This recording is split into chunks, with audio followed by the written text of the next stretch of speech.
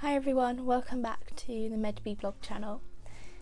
I kind of wanted to do a little bit of a series on books that have influenced me throughout my life, and the very first one I wanted to talk about is quite possibly one of my favourite books ever, and it's a book that I've had since I was in year 13. So I originally got it when it came out, and I remember sitting on the floor of the canteen reading every single word.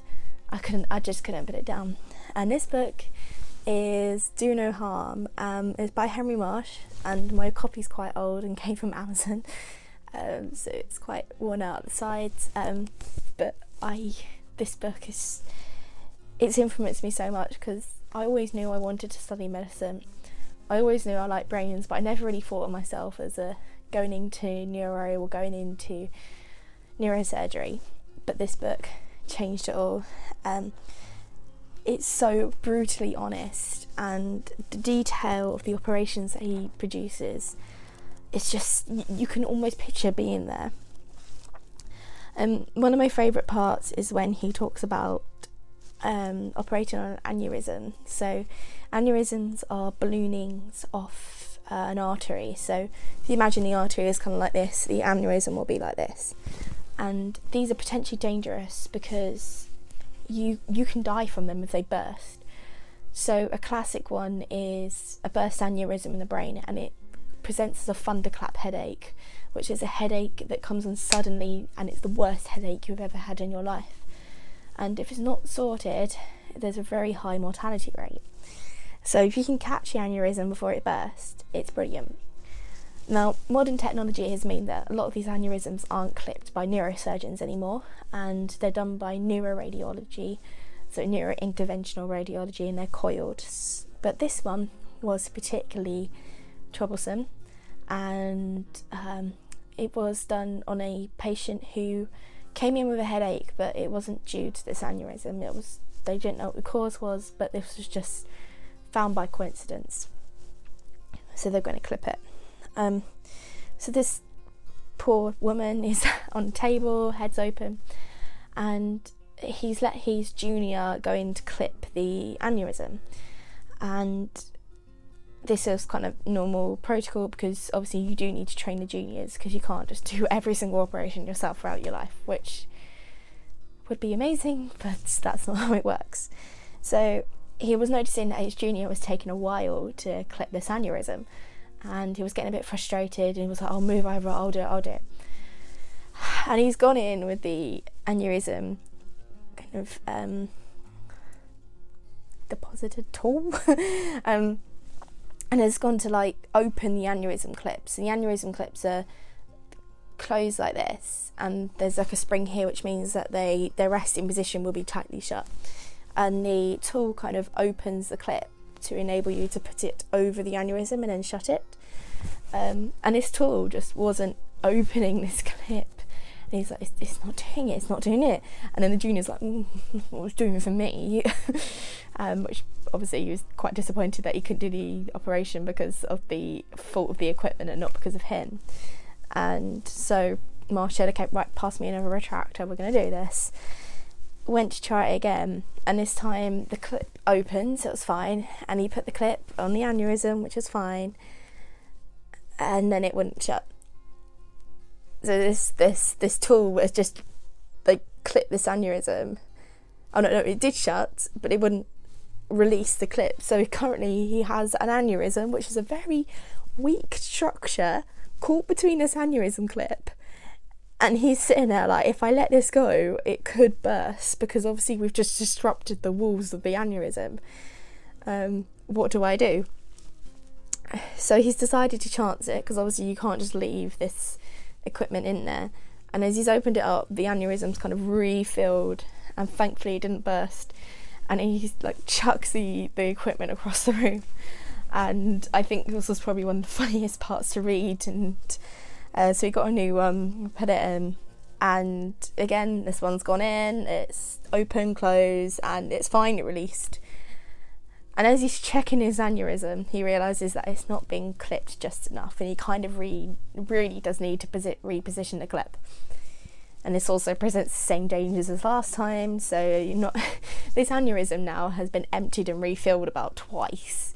and he needs to do it again. So obviously you have to really slowly open the clips, let it fill back up, and just push it even like, it could even be a millimetre to reclose it again. Thankfully this was successful and the woman was fine afterwards, but it just felt like the most craziest thing to happen on a procedure which shouldn't have gone that complicated. And that was one of my favourite parts of the book. Another reason why this book is possibly quite important to me is that it very much represents the 2 greatest weeks of my entire life. So I'm going to try and find the section whilst I talk to you, so we're going to be a little bit of multitasking here. So that I found the aneurysm chapter. If you're interested, it's there, and it's on page, I'll see if I can, my camera's going to play ball, yeah, it's on page 12. So do go and have a read. I'm just going to try and find the chapter now. So I found the section of the book. It did take a while, and as I say, it represents the 2 greatest weeks of my entire life, when I got to observe neurosurgery in King's College Hospital in London. And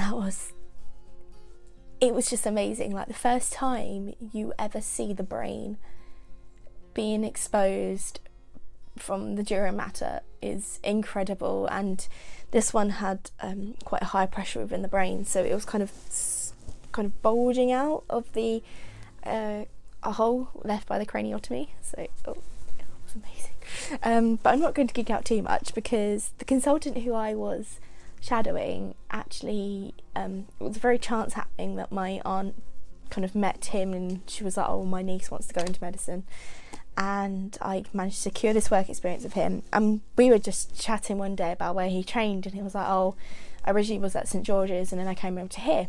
I went, oh, did you know Henry Marsh then? And he looked really surprised, and he was like, yeah, like, he was I trained under him, like, he was the guy who trained me. How do you know about him? I was like, oh, I've read his book, like, it's incredible. And he went, I'm in that book. So obviously that night I went home, scoured this entire book. I think I practically reread the thing again, and then I got to page 88, and this is of a patient who had a meningioma, which is a tumour of the meninges, which is the layers that cover the brain. So I'm going to find a where he first talks about Anthony, actually. Here we go. So, a neuroradiologist whose interpretation of the brain scans, a very difficult skill, is second to none, and on whose advice I depend to save me from making mistakes. I asked Anthony, the registrar who had been on call for emergency admissions overnight, to present the admissions. He was sitting at the computer at the front of the room and had been waiting for me to arrive. Anthony was quite junior and tended to be a bit gung-ho, not an unusual characteristic in the surgeon, but one of the most neurosurgeons lose as they become more experienced. And I will forever have that, because I did my work experience under this guy. And so that is why this book means a lot to me. It's going to be with me throughout my entire medical career. So I really hope you go and read it. If you've not read it, it's practically recommended by every single medical student.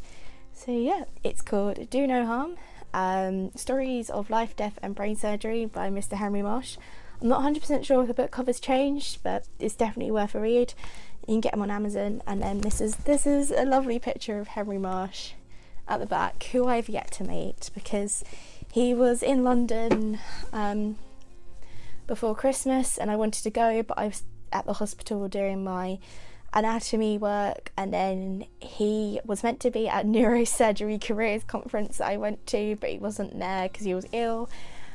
He's coming to Stratford in a couple of weeks' time and I want to go, but I'm not sure if I'm going to be able to, because I've got to get from the hospital to Stratford in like 2 hours, and I don't think that's going to happen. But I'm going to try and see if he'll come to talk to us Warwick guys. So yeah, one day I'll meet him, so it'll be amazing. Thank you very much for listening to me ramble on about something that I feel very passionate about. Please don't forget to like and subscribe to the channel. I hopefully will be posting a few videos over the next couple of weeks just to keep me going from insane from my exam revision. So that's it. Thank you very much for watching, and goodbye.